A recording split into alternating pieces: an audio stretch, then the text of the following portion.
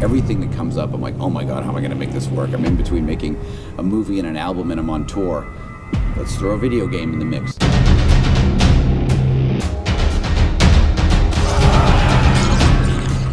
So when Assassin's Creed thing came up and it was all taking place during the French Revolution, I thought that was incredibly attractive because it is such a dark, weird time, yet so visually stunning that I thought, well, at first it seemed like an odd thing for a video game, but after getting deeper into it, I realized that it was perfect. Tony Moore will be helping to imagine some of this, doing the storyboards and the layout art. I thought, well, he's fantastic, so that'll be a great combination. I'm Tony Moore, comic book illustrator. Most people know my work from The Walking Dead. It's definitely an awesome opportunity to get to work with guys like Rob and Justin on a project that's got the profile of Assassin's Creed. And the story itself is really fun because there's no shortage of things to noodle on or kind of sink your teeth into as far as the subject matter goes. When Ubisoft first approached us about producing the project, they had a very specific outline of some key events that they wanted us to touch on that took place during the French Revolution. So we gave Rob a very specific sort of framework to work with him, but we gave him enough room that he could put his stamp on it and really, put some of his really brutal visualizations to the story.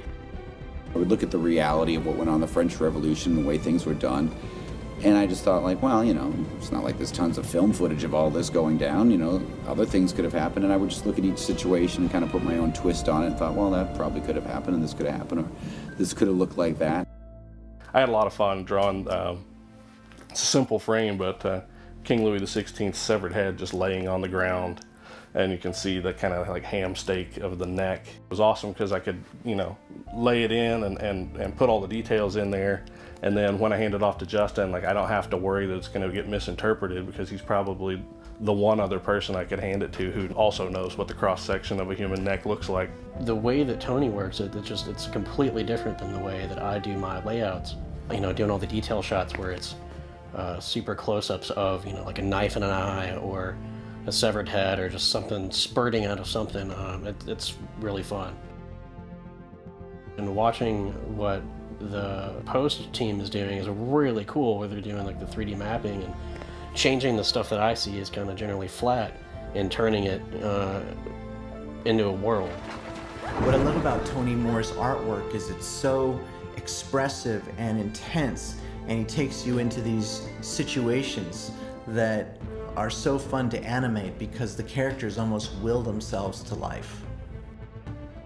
Kyle from New Science really wanted to see how far we could push the envelope, so we developed some new techniques to bringing the characters and environments to life in an organic way that was true to the original art. Really what brought the whole story together was Fyodor, the actor who played the executioner. When we first heard his voice, we really knew that he was the executioner, like he was our guy. He went into a studio in Paris and just delivered just the most incredible performance. No longer would we be left to die. We formed a National Assembly for the Third Estate. Our first step in the fight for independence. The sound for this story required it to carry a good amount of the storytelling. We accomplished that by using a lot of modern sound design with really dark musical cues to try to transport the viewer to this dark place and period of history.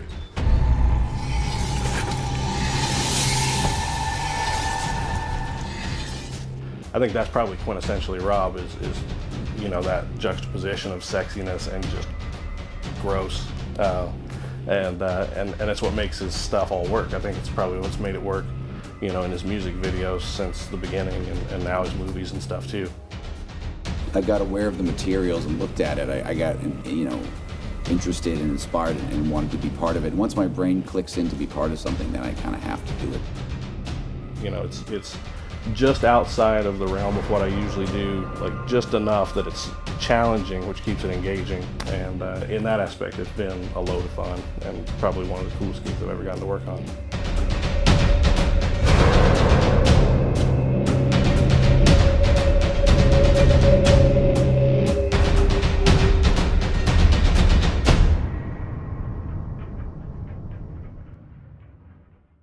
Make history.